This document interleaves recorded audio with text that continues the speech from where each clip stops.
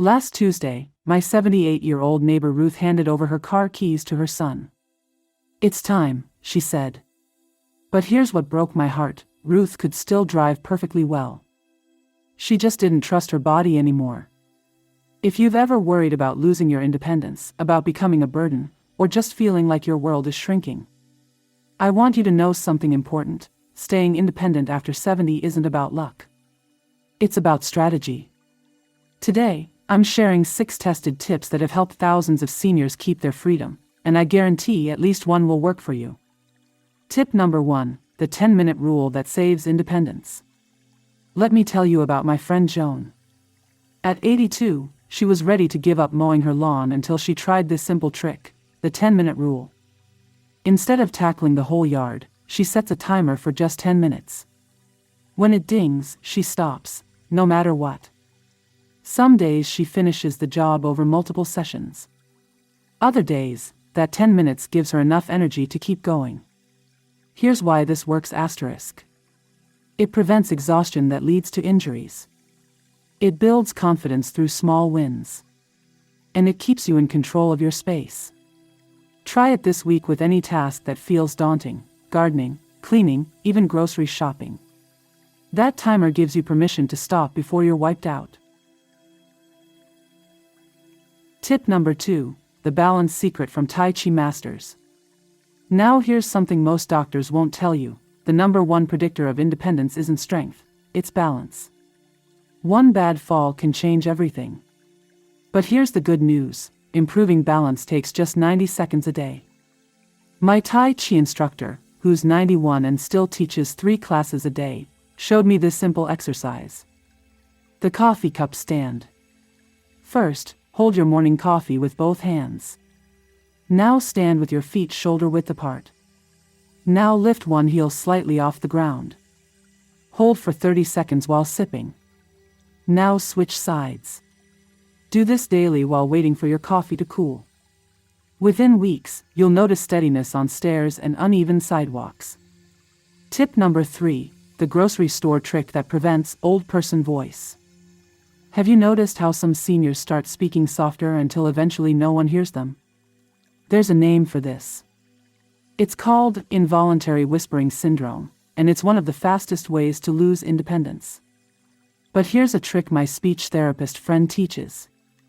At the grocery store checkout, practice saying one sentence clearly to the cashier without repeating yourself. Maybe, "Paper bags please," or "Beautiful day, isn't it?" This does 3 powerful things. It keeps your vocal cords strong. It maintains social confidence. It prevents that shrinking feeling. Margaret, an 85-year-old friend, told me this simple practice gave her the courage to speak up at her condo meetings again. Now these first 3 tips will help you maintain physical independence. But there's another kind of freedom that's just as important: the freedom to make your own choices. And that's where our next game-changing tip comes in. Last month, I watched my sharp-as-a-tack neighbor Frank get talked into handing over his checkbook to his daughter. Not because he couldn't manage it, but because one missed payment made his family assume the worst. If you've ever felt your grown kids treating you like you're fragile, this next tip might be the most important one yet. Tip number 4, the bill-paying system that prevents family takeovers. Gloria is an 83-year-old retired teacher. She uses what I call the 2-envelope system that keeps her fully independent with money while giving her family peace of mind. Envelope number 1 holds stamped, pre-addressed envelopes for all regular bills. Envelope number 2 contains a list of all accounts/passwords, sealed with a signature across the flap. This is what Gloria does every Sunday. She pays that week's bills from envelope #1. She texts her son, "System check," when done. She only opens envelope number 2 with her lawyer present once a year. This simple method stopped the "let us handle it" conversations cold. Gloria says it's the perfect balance. She keeps control, but there's a plan if she ever needs help. Tip number 5, how to say, "I've got this," without being stubborn. Now let's talk about a tricky situation.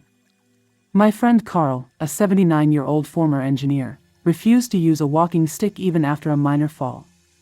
His daughter called me in tears saying, "He's so stubborn." But here's what I learned.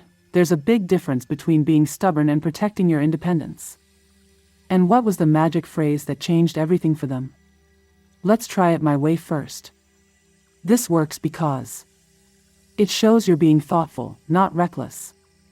It gives you control over solutions. It lets family feel heard. Carl agreed to keep the walking stick in his car trunk, just in case. 3 months later, he uses it voluntarily on icy days, on his terms. The grocery bag test you should take today. Here's a quick way to gauge your independence level, what I call the grocery bag test. Next time you unpack groceries, notice the following. Can you carry all bags in one trip? This speaks to your physical strength. Do you put perishables away first? This speaks to your mental clarity. Can you recall where you stored items later? This speaks to your memory. My 88-year-old mother-in-law does this weekly. If any area feels challenging, she focuses on that skill for the next month. Last year, she added resistance bands to her routine when carrying milk cartons felt hard. Now she's back to single trips. We've covered physical independence, financial control, and family negotiations. But there's one final piece to the independence puzzle, something that affects every aspect of life after 70. Last week, I visited my old college roommate in what they call an independent living facility. Beautiful place, great amenities, but what struck me was how many residents had essentially built their own prisons. Doors closed, meals delivered, weeks passing without real conversation. Which brings us to our most powerful independence tip, one that costs nothing but changes everything. Tip number 6, the friendship formula that beats isolation. Meet 94-year-old Martha. She still lives alone in her own home because of what I call her 5-3-1 system. 5 neighbors she greets by name daily. 3 friends she sees weekly, for coffee, walks, or errands. 1 social outing she plans monthly, book club, church, etc. This isn't just about companionship, Martha told me. It's my early warning system. When she missed 2 coffee dates last winter, her friend Ruth came knocking, discovering Martha had an infection before it became serious. That's the magic of intentional connections. They preserve independence through mutual support. Your daily independence audit. Let's tie all 6 tips together with what I practice every Sunday evening, my 5-minute independence audit. I simply ask, did I move purposefully every day? Did I speak up clearly at least once? Did I manage my affairs proactively? Did I set limits with kindness? Did I nurture my safety net? Retired nurse practitioner Gary adapted this into a checklist on his fridge. After 6 months, his daughter told me, Dad went from us worrying daily to traveling solo again. Here's the real secret no one talks about. This is the uncomfortable truth I've learned from hundreds of independent seniors. Staying self-sufficient requires occasional discomfort.